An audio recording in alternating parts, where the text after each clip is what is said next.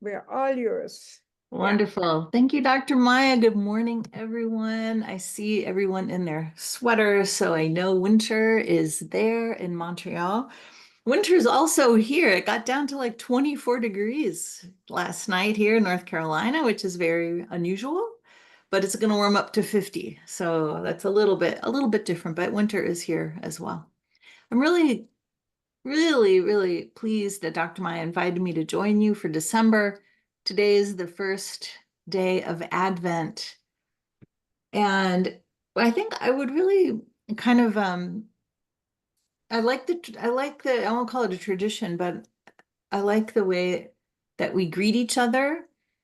And I used to love the way Daniel would do that for us. So, with Daniel in our hearts, I would like to greet each of you this morning. And I'll start with Dr. Maya. Welcome. Thank you for being here. And in the sanctuary on the camera, I see Nicole. Good morning, Nicole. And earlier I saw Susan. Good morning, Susan. Thank you for being here. And I believe I also saw Catherine. Yes, Catherine in her puffy warm jacket. And it made me think, oh, I need a warmer jacket here. So thank you for being in the sanctuary today. And online, I also see Sandra. Good morning, Sandra. So nice to see you again. And Elise, thank you. I really enjoyed what you just shared. Appreciate that. Peace with you. Enjoy. And Wilma, good morning. I love to see your happy smile. And I'll hear your voice later. And good morning, Debbie. Nice to see you. Thank you for being here today. And Gloria, welcome. Warm, hearty welcome to you. And Marjorie, a warm, hearty welcome to you. I see Pauline is on, although I don't see her camera on. Oh, she's turning it on. Pauline, good morning. Thank you for sharing your smiling face. Okay, and I'm here. And I thought as the first, Reverend yes. Chris, we also have a guest. Susanna Oh, is with us in the sanctuary. wonderful. Welcome, Susanna. Welcome, welcome. I hope you're warm and toasty, and I hope the golden light is coming through the beautiful stained glass windows. And that's what I have in my virtual background from when I was there. Um, anyway, happy December. Happy first day of Advent. I wanted to share a journey that I've been taking with this book of poetry from one of my teachers in seminary. And I actually took a couple of poetry classes with her. She's a young woman who's been writing a poetry a day for years now. And this latest book called Unfolding is her book. Her name's Rosemary Watola Tromar. It's the book that she wrote and her grief journey after her son committed suicide. And the same year, her father died. So her son passed and her father died in the same year. Because she writes a poem a day, there are some really touching poems, and I thought they're very appropriate for Advent because I think it's important that we, yes, celebrate the coming of the Christ and tune into our divine selves and do it in a way that all of us is present and offered during this time as we prepare for the big celebration for Christmas in the Christian tradition. So rather than just celebrate, which we will definitely do, especially on the winter solstice, the longest night of the year, which is a very special time. But also, I think it's important to take this opportunity of this darker time, these darker, less light times, not darker meaning, emotionally dark necessarily, but what a wonderful invitation to be like the trees and bring our sap into our core, down into our roots, and have a time of quiet contemplation and think about our lives and the things that have shaped us, the things that have opened our hearts, the things that have opened us up to the world, things that have broken us, things that have made us vulnerable, reflecting on our own suffering, our own losses. They're all part of what shape us.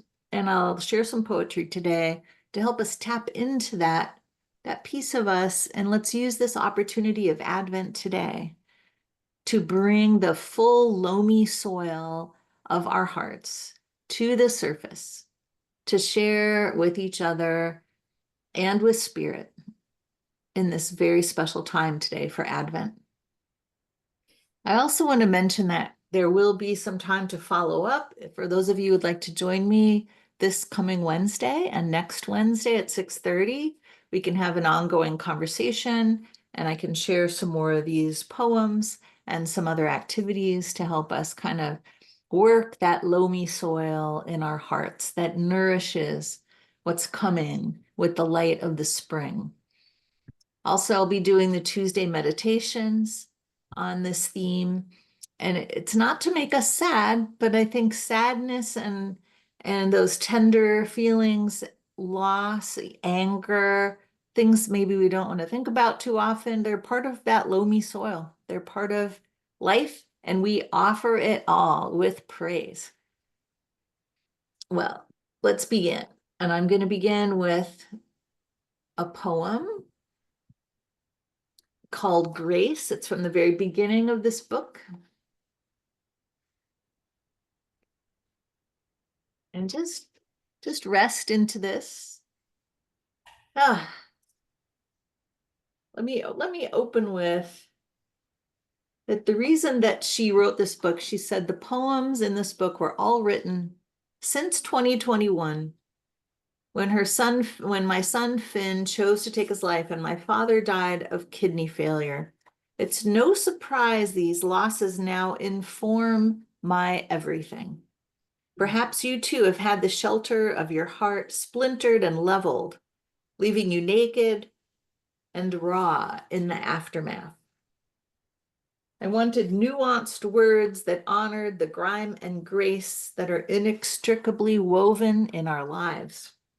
Words that wrestled with how we might fall more deeply in love with the world, even while we break and ache. So here's Grace. What a loss it would be to not have been born.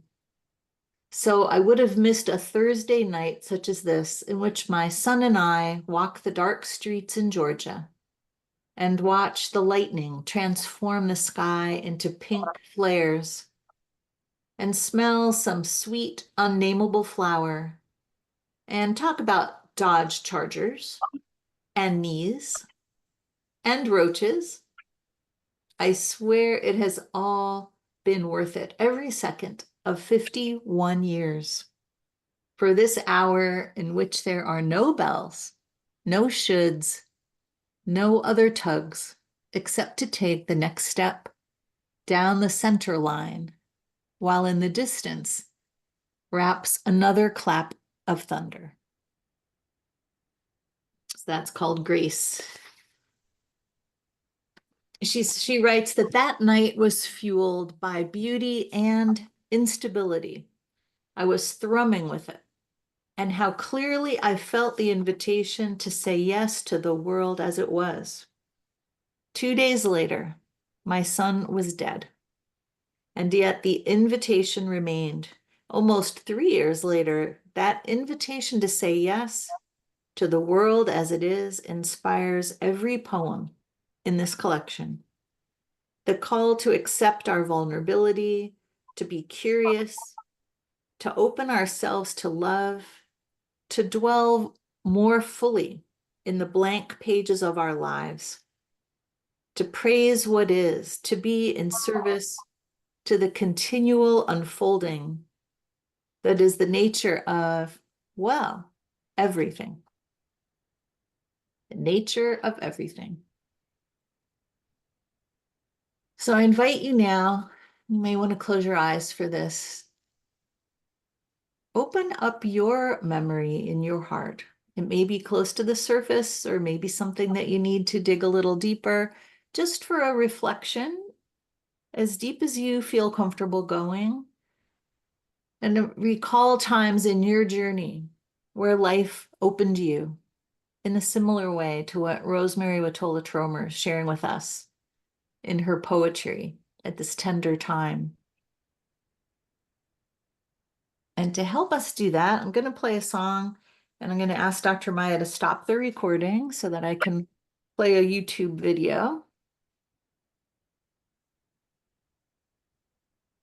The image, especially.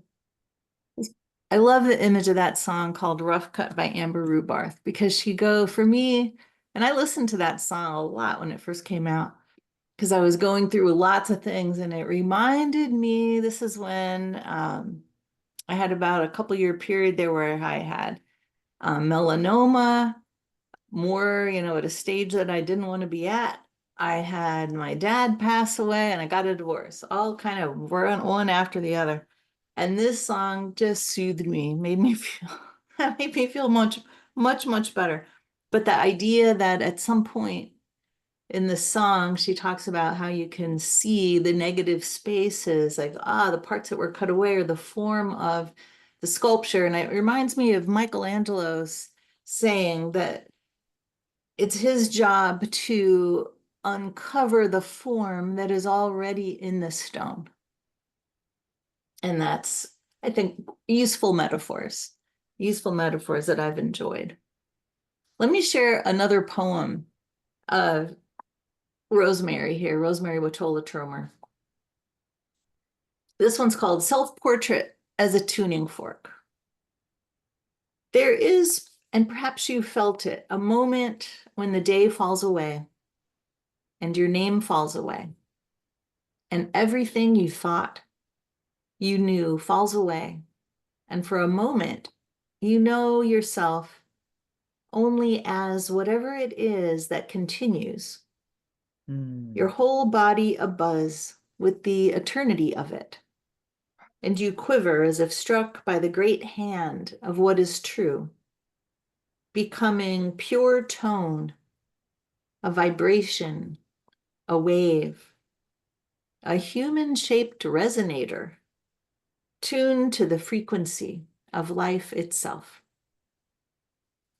And though later you might try to dissect what happened, in that moment, you're too abloom. You're too abloom to wonder how or why. You simply are. This ecstatic unfolding, knowing the self as I am, so alive and so infinite, you tremble like a song.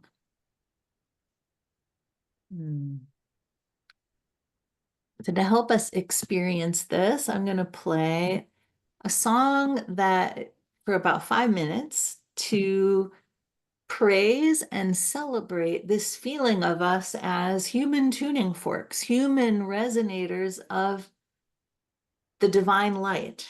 And this is a concert that you can imagine is in our own sanctuary with Snottam Kaur, who's in the Sikh tradition, Sikhism.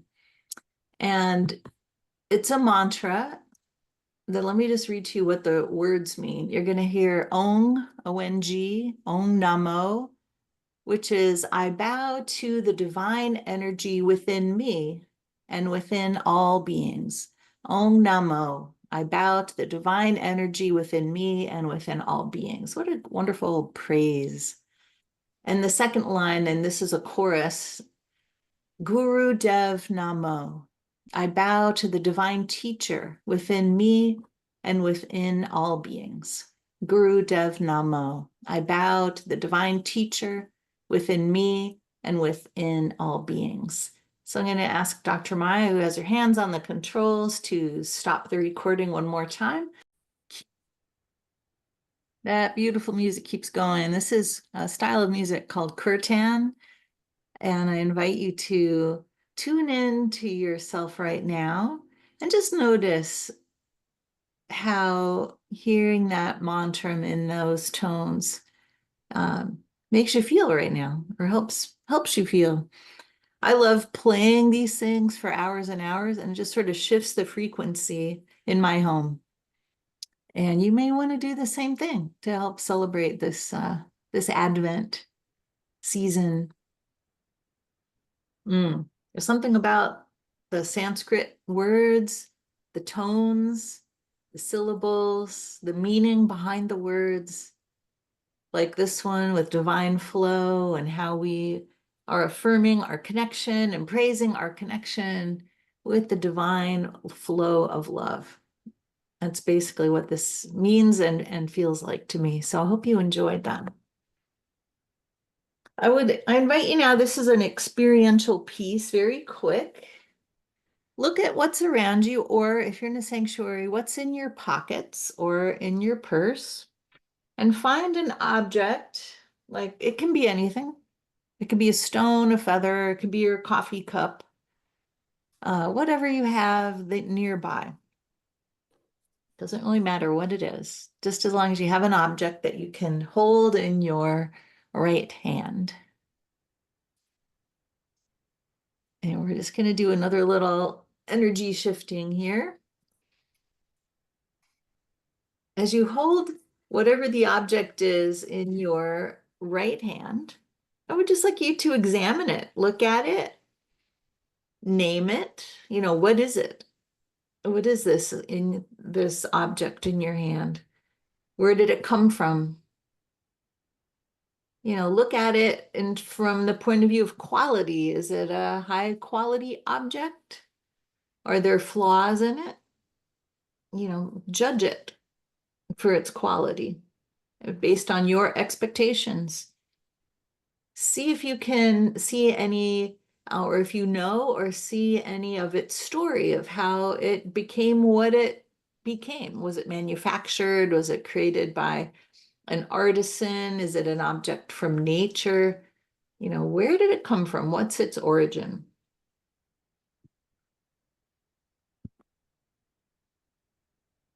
And when you feel like you've completely gotten to know it, I would like you to take a breath and switch it to your left hand. And this time, close your eyes and just feel the object in your left hand. Don't look at it. This time, use your sense of touch. Feel its temperature, its texture, its density. Maybe smell it. What's it smell like? Does it have a fragrance? And then sound. Can you tap it or rub it? What's it sounding like? And then see if you can just, rest with it in your hand with your palm open, not looking at it, just rest with it. Feel its weight.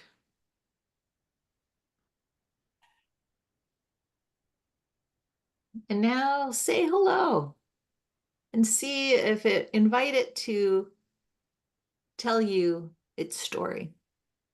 And see if you get anything. Maybe what comes to your imagination.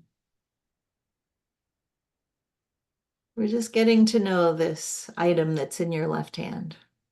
The left hand in many traditions is the receiving hand. It's the feminine side of our body in some traditions. So without using our eyes, we're just feeling into this object. Does it share any emotions or bring up any emotions in us? And now, just like the song by Amber Rhubarb, where now this negative spaces can be seen, you kind of shift your perspective. I invite you to imagine that whatever is in your left hand is looking at you now.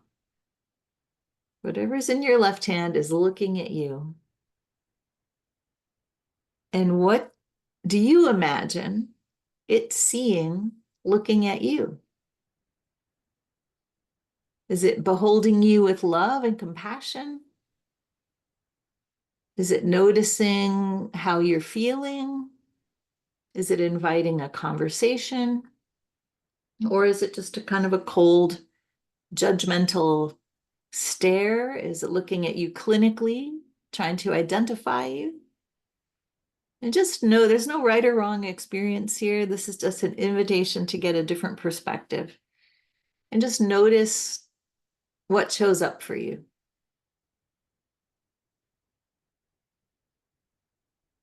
Just notice any emotions, any thoughts, feelings, any stories. And this is just another way to notice how and reflect on possibly some insights for how you're seeing yourself. Because we're often very hard on ourselves. And like when you're holding it in your right hand, you're kind of objectifying it, viewing it as a noun, an object, something to be named, and where you kind of knew the story, very left brain oriented, which is absolutely fine. Those are real aspects. And hopefully that you've got a little deeper understanding when you shifted hands, but how does that object see you? And how does that inform how you see yourself right now? Does it give you any insights? And now I'd like to share another poem with you, the last one for today, by Rosemary Watola Tromer. This one's called The Vow. And then we'll play one last song. So here's The Vow.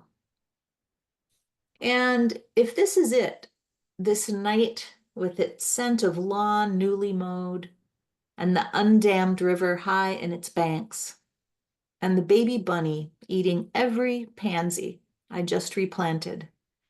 Yes, if this is it, this kind of voice that returns to tell me I am enough, though mostly I doubt such truth. If this is it, the penstemon or penstemon blooming purple, and the cottonwood fluff piling thick in every corner, and my desk a mess with work I can never hope to finish, and the loss that is relentlessly sad. If this is it, then I say yes.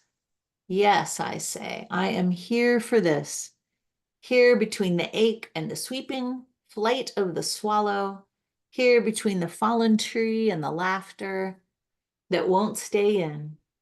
If this is it, I would do it all again. I would do it all again.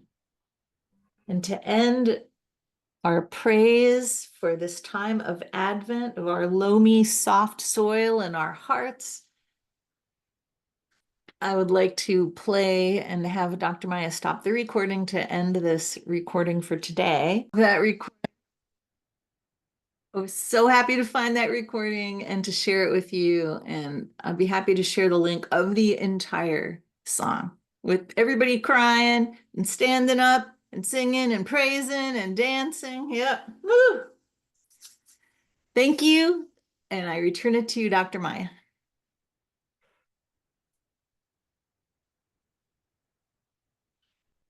You're muted. I have a couple of people who want to leave today pretty soon. So I just want to give this time to Reverend Nicole, one of our chaplains, to say something about Daniel and the activities around the family. And so Nicole, will you unmute yourself? Good.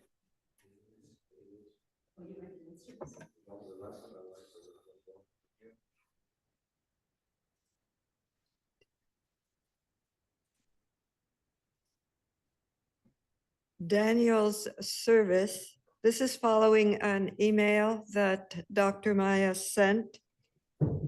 The service will be held tomorrow, Monday, December 2nd at 10:30 a.m. at the Sacred Heart of Jesus Church. This is a Catholic service. Sacred Heart of Jesus Church, situated at 2000 Alexandre de Sèvres Street. This is the church Danny would often go to after our service.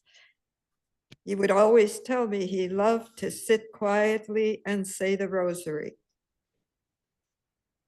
There will be a 1-hour mass. So anyone who would like to come can do so. You can come for the service that starts at 10:30. If you wish to join some of us, we will be there at 9:45 to be able to sit with the family for a while. I'd like to leave you with the following words from Nicola, Danny's sister. I know Danny looked very forward to coming to service every Sunday, and I'm so happy he found your church, where he loved the community and prayer time. Thank you for coming. I know Danny will be very happy about that. I look forward to seeing you there, myself and my family members. Blessings to all, Nicola. So I leave you with that. Thank you. Thank you, Nicole. And I know that in our e-bulletin that we sent out, that same information I uploaded. So it is available in terms of the location. And again, Nicole and some of members of our fellowship are going there. So I want to close because again, I know that some of you want to leave right away. We will have the French Day prayers with Sandra afterwards. But before we lose, I think, Susan and Nicole, let's just take a moment to bless today, to bless this Advent time, to bless the journey that we have embarked on.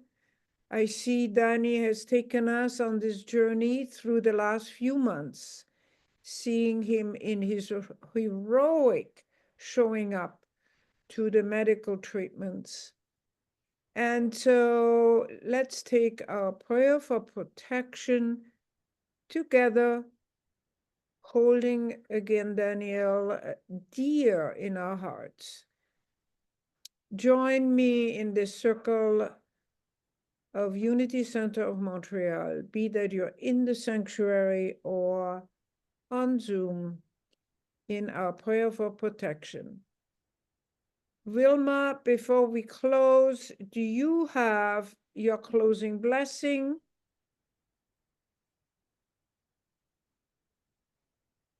Maybe she will join us again, but let's take our prayer for protection together.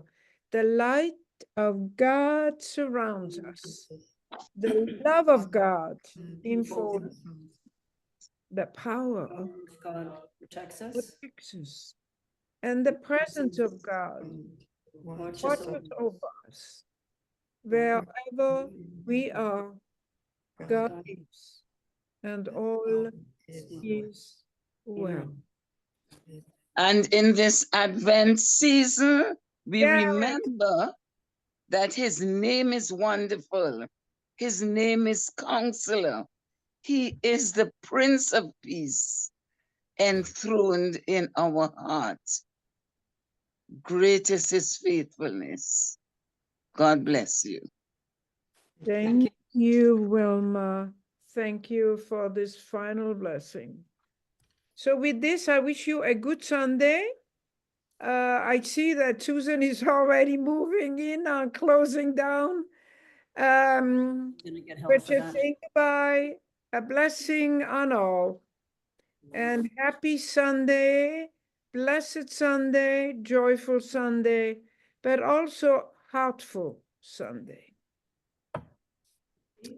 I will continue. I will continue now with turning this over to Sandra. Will you unmute yourself and take us into our prayers in French?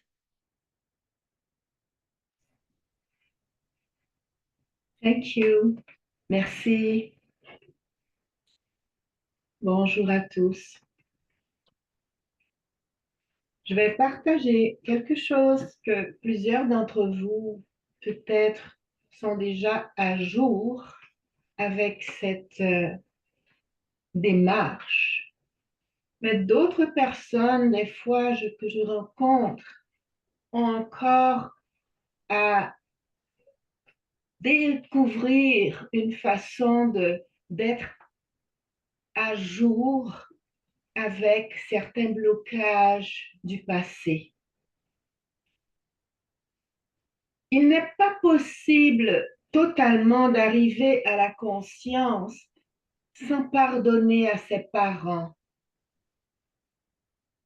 Que nous aimions le fait ou pas, notre mère est notre première image de femme adulte et notre père, notre première image d'homme adulte.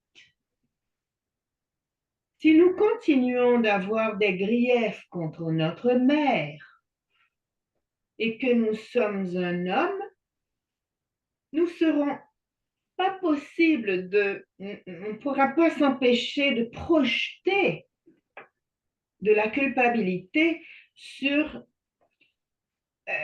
les autres femmes adultes qui viennent dans notre vie. Et si nous sommes une femme, ça ne sera pas facile à l'âge adulte de nous empêcher et de nous condamner nous-mêmes. Si nous continuons d'avoir des griefs contre notre papa, notre père, et que nous sommes une femme, nous ne serons pas capables de nous empêcher de projeter de la culpabilité sur les autres hommes adultes qui viennent dans notre vie. Et si nous sommes un homme, ça ne sera pas facile de nous empêcher de nous condamner nous-mêmes. Donc, c'est très important. À un certain point, nous pardonnons parce que nous décidons de pardonner. La guérison se produit dans le présent, pas dans le passé. Ce n'est pas l'amour que nous n'avons pas reçu dans le passé qui nous handicape, mais bien l'amour que nous ne donnons pas dans le présent. Dieu a le pouvoir de renouveler notre vie. Pourrait-il nous regarder dire « J'aimerais vous donner une vie remplie de joie, mais je me sens la main liée parce que votre mère est tellement horrible. » On parle donc beaucoup ces temps-ci de gens qui ont grandi dans des foyers dysfonctionnels. Mais qui n'a pas grandi dans un foyer dysfonctionnel?